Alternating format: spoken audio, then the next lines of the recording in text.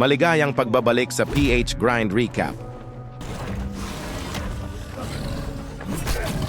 Ngayon ay ibabahagi ko sa inyo ang Korean action thriller film ngayong 2024 na pinamagatang Badland Hunters.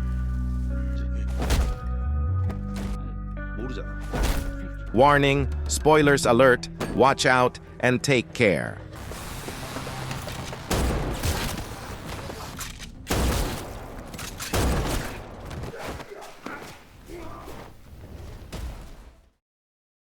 Nagsimula ang pelikula sa Seoul sa loob ng isang lab kung saan ang isang baliw na doktor na si Giso ay gumawa ng mga eksperimento sa mga hayop upang pagalingin ang kanyang anak na nananatiling buhay dahil sa mga makina ng kanyang ama. Ang mga mutated na mga hayop ay nagkalat sa paligid ng lab habang pinatay ni Giso ang kanyang assistant para patahimikin siya at ginamit sa kanyang pinakabagong serum. Sa sandaling iyon, ang mga otoridad ay sumugod sa lab upang arestuhin siya para sa pagpatay sa daan-daang tao sa kanyang mga eksperimento. Pinaliwanag niya sa kanila na may malaki siyang nadiskobring eksperimento at sinabing na iturok na niya ito sa kanyang sarili upang patunayan. Sinabi niya na kailangan na lang niyang iturok ito sa kanyang anak upang mabuhay, ngunit binaril siya sa balikat ng isang pulis bago pa man niya ito magawa. Sa hindi inaasahan, biglang lumindol ang lugar at nagsimulang manginig ang buong silid.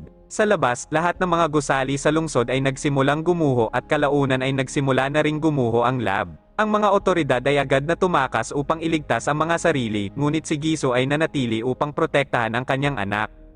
3 taon pagkatapos ng mapaminsalang lindol, ang buong Seoul ay naging isang badlands na walang sinusunod na batas. Dahil sa limitadong pagkain at tubig, nagkaroon ng maraming mga ngaso na lumilibot sa lugar upang manghuli ng mga hayop na maaaring ibenta sa palengke. Maliban doon, ang pag-ulan sa kanilang lugar ay pinagdamot na rin sa kanilang kapalaran at wala sa kanila ang nakakaalala kung kailan huling umulan.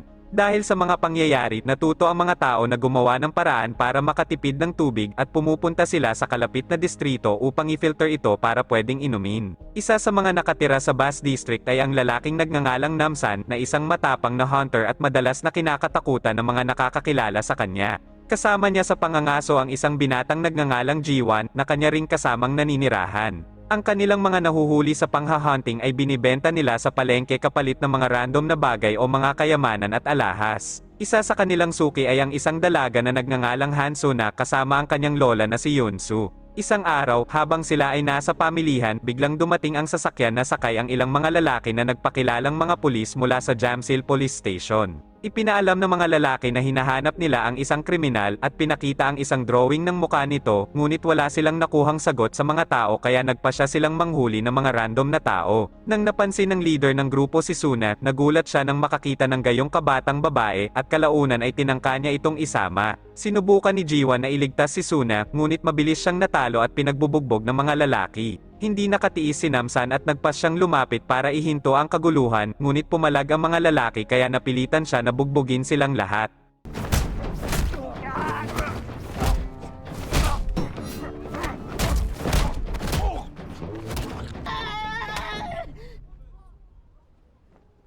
Tinanong niya ang leader ng grupo at nalaman na sila ay nagtatrabaho sa ilalim ng isang gang leader na nagngangalang Tiger. Tinanong din niya ang lalaki kung saan galing ang kanyang malinis na tubig, na sinagot naman ito na nagmula ito sa isang apartment. Nang malaman ng mga lalaki ang pangalan ni Namsan, labis silang natakot at dali-daling umalis. Habang naglalakad pa uwi sina Namsan at Jiwan, napansin nila ang ilang mga tao na may malilinis at malulusog na pangangatawan na hindi pangkaraniwan sa kanilang lugar. Nang makalapit, nalaman nilang nag-aalok ang mga ito sa maglola na tumira kasama nila sa isang apartment kung saan mayroong mga pagkain at malinis na tubig. Ang babae ay nagpakilala bilang isang guro at ipinaliwanag na naghahanap sila ng mga teenager upang turuan sa paaralan dahil naniniwala sila na ang kabataan ay ang pag-asa ng bayan. Nangako rin ang guro na tatanggap ng wastong pangangalaga ang kanyang lola at iyon ay sapat na upang sumang-ayon si Suna at sumama ng walang pag-aalinlangan. Nalungkot sina Namsan at Jiwan na hindi na nila makikita ang maglola, ngunit natutuwa na rin sila sa kanilang magiging magandang buhay.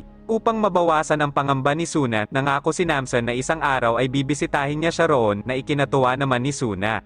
Nang gabing iyon, umalis na si Suna at ang kanyang lola kasama ang grupo. Habang naglalakbay, hindi maiwasan ni Suna na maghinala sa grupo, ngunit pinigilan niya ang sarili at naniwalang walang masamang mangyayari sa kanila. Nakasalubong nila ang isa pang grupo at dito ay nalaman nila na may iba pa palang pamilya ang inalok ng parehong pangako. Dito ay nakilala at nakipagkaibigan si Suna sa isa pang batang babae na nagngangalang Lee Juye.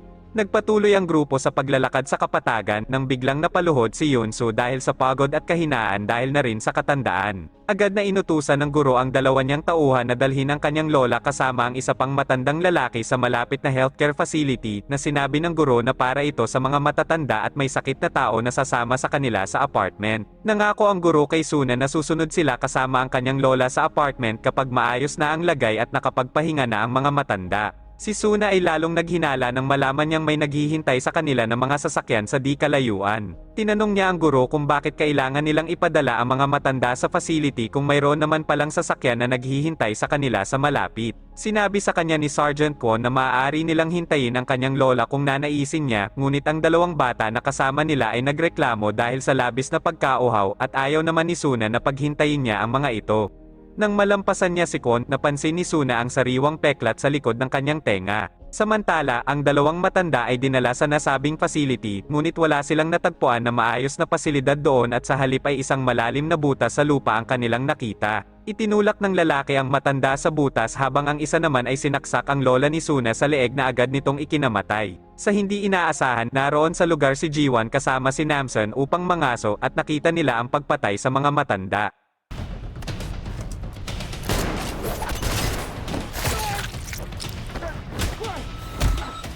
Habang naglalaban, napansin nila na nagre-regenerate ang mga lalaki at tila walang paraan upang patayin sila.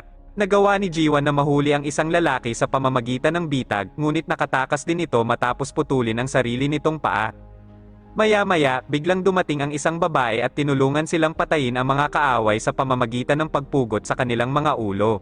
Nagpakilala ang babae bilang si Lee Yun-ho, isang ex-sergeant ng Air Force Special Forces Unit at humingi siya ng kanilang tulong upang iligtas ang kanyang mga kasamahan na nakakulong sa apartment. Ipinaliwanag niya kay Namsun at Jiwon ang mga kakaibang eksperimento ni Gisu na naging head ng apartment dahil siya lamang ang tanging doktor na nakaligtas sa lindol at ngayon ay nagsasagawa siya ng mga eksperimento sa mga survivor na dinadala sa apartment. Noong isang araw, kinumpronte niya si Gisu tungkol sa mga nagrereklamong mga magulang na sinasabing hindi pa bumabalik ang kanilang mga anak matapos dalhin kay Gisu. Lingid sa kaalaman ni Yunho, si Kwon at ang iba pa niyang mga kasamahan ay pasikretong nagtatrabaho para kay Gisu kung saan binaril ni Kwon ang isang sundalo upang patunayan ito. Ngunit laking gulat ni Yunho nang biglang tumayo ang lalaki at sinabi ni Gisu na ang kanyang eksperimento ang huling pag-asa ng sangkatauhan. Dahil sa galit, inatake ni Yunho si Gisu ngunit hinila siya ng kanyang mga kasamahan. Isang laban ang naganap at matapos patumbahin ang ilang lalaki, sinubukan niyang barilin si Gisu ngunit inatake siya ni Kwon kaya nagpa siya si Yunho na tumakbo paalis. Nang marinig ang lahat ng mga ito, agad na pumayag ang dalawa na tulungan si Yunho ngunit ang apartment ay may mahigpit na seguridad na pinapalibutan ng mga sundalo kaya kakailanganin nila ng tulong upang makapasok. Naalala ni Namsun ang tungkol sa itinurong apartment ng lalaking binugbog niya sa bus district kung saan sinabi nito na doon sila nakakuha ng malinis na tubig. Dahil dito, nagtungo ang tatlo sa Spaland, isang lugar kung saan madalas ginaganap ang laban ng dalawang magkaribal na gang. Nang makapasok, tinangka silang atakihin ng mga lalaki kaya nakisali sila sa bakbakan.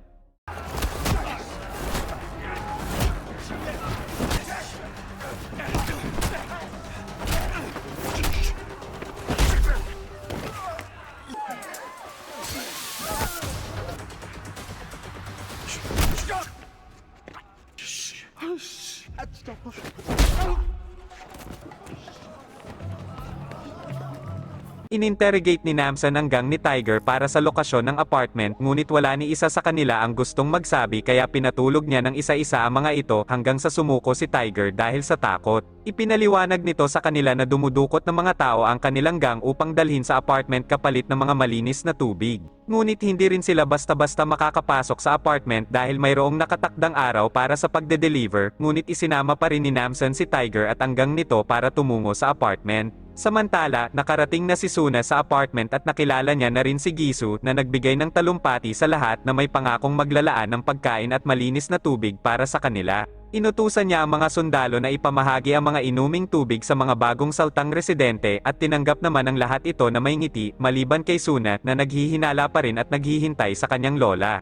Nilapitan niya si Kwon at tinanong kung kailan darating ang kanyang lola ngunit lumapit naman ang guro at sinabing nagpadala na sila ng sasakyan upang sunduin ang mga matanda. Lalong tumindi ang pag-aalala ni Suna nang sabihin ng guro na ang mga estudyante ay hindi maaaring tumira kasama ang kanilang mga magulang. Ang kanyang suspecha ay lalong naging malinaw nang mapansin niya ang mga estudyante na tila kakaiba ang kanilang mga kinikilos. Nang makita niya ang mga ito na may mga peklat sa kanilang likod ng tenga, tumindi ang paniniwala ni Suna na may kakaibang nangyayari sa apartment na ito. Sinimulan niyang tanungin ang guro kung ano talaga ang intensyon ni Giso sa mga kabataan na ikinairita naman ng guro. Pinaliwanag ng guro na nais lamang ni Giso na gawin ang makakabuti para sa kanila kaya kailangan lang nilang maniwala at magtiwala. Di nagtagal, dumating na si Giso sa loob ng paaralan kasama ang mga pagkain at inumin. Nagbigay siya ng talumpati patungkol sa kanyang eksperimento at nalaman niya na si Juye ay interesado sa kanyang research kaya inimbitahan niya itong pumunta mamaya sa kanyang lab. Tinanong muli ni Suna kung nasaan na ang kanyang lola at tumugon ang guro na nagkaroon ng matinding sakit ang lola niya at ngayon ay inaalagaan na.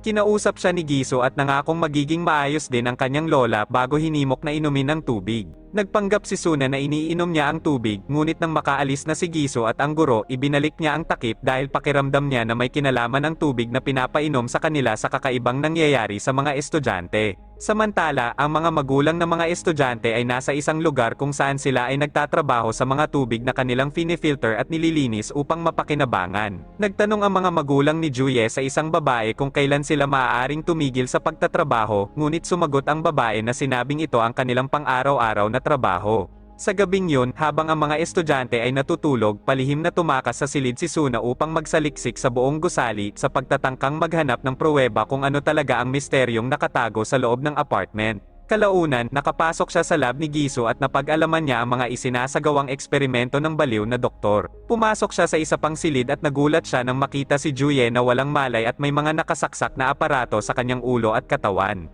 Samantala, nagtungo si Giso sa lugar kung saan nagtatrabaho ang mga magulang ng mga estudyante. Labis na nababalisa ang mga magulang ni Juye at hiningi nilang malaman kung nasaan ang kanilang anak. Upang maiwasan ang posibleng riot, inanyayahan ni Giso ang mga ito na sumama sa kanyang lab upang makita ang kanilang anak. Walang pag-aalinlangan at sumunod naman ang mga magulang ngunit ang kanilang pagkasabik ay nauwi sa takot nang tumambad sa kanila ang kalagayan ni Juye. Binalaan sila ni Giso na huwag gagalawin ang katawan ni Juye upang maiwasang ma-stimulate ito.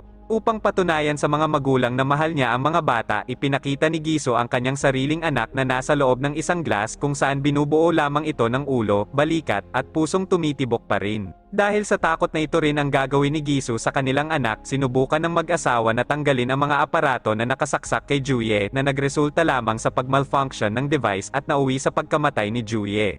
Nagalit ng husto si Giso dahil nabigo na ang kanyang plano kaya pinagsasaksak niya ang ama habang ang ina naman ay binaril sa ulo ni Kwon, samantalang si Suna ay pinipilit na huwag gumawa ng ingay habang nakatago. Sa kasamaang palad, nahuling nagtatago ni Giso si Suna at kalaunan ay ipinalit niya ito kay Juye. Ang baliw na doktor ay sinugatan ng balat malapit sa tenga ni Suna, ipinapaliwanag na kailangan nito ang kanyang pituitary gland dahil naglalaman ito ng mahalagang bagay para sa kanyang research. Samantala, si Namsen, Jiwon, at Yunho ay nagpaplanong pasukin ang apartment kasama si Tiger at nagpanggap silang magde-deliver ng mga bihag. Ngunit nagtaka ang sundalo dahil hindi pa ngayon ang araw ng pagde-deliver kaya nagpasya si Namsen na puwersahang pasukin ang apartment at pinatay ang bawat sundalo na haharang sa kanilang daan. Nang makita si Yunho, agad na inutusan ni Kwon ang bawat sundalo na hayaang makapasok sina Yunho sa piitan. Pumunta ang tatlo sa piitan upang pakawalan ang mga dating kasamahan ni Yunho, ngunit sa hindi inaasahan, nadatnan nila ang mga sundalo na naging mga zombie na.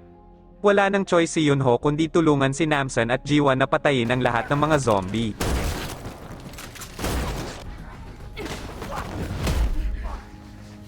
Nang matapos, pinauna nang umalis ni Namsen ang dalawa habang magpapaiwan siya para kalabanin ang ilan pang sundalo.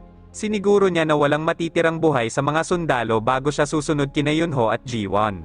Nakasalubong niya ang mga magulang ng estudyante at sinabi niya sa mga ito na dapat na rin nilang hanapin ang kanilang mga anak. Umakyat sina Yunho at Jiwon sa ilang palapag hanggang sa nakasalubong nila si Kwon.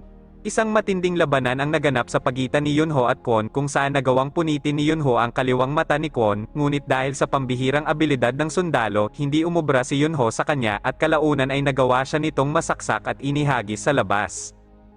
Sa kabilang banda, natagpuan ni Jiwon ang guro at pinilit niya itong dalhin siya kay Suna habang dumating naman si Namsen para harapin si Kwon. Isang matinding sagupaan ang nangyari at nagawang matapon ni Namsen si Kwon sa bintana.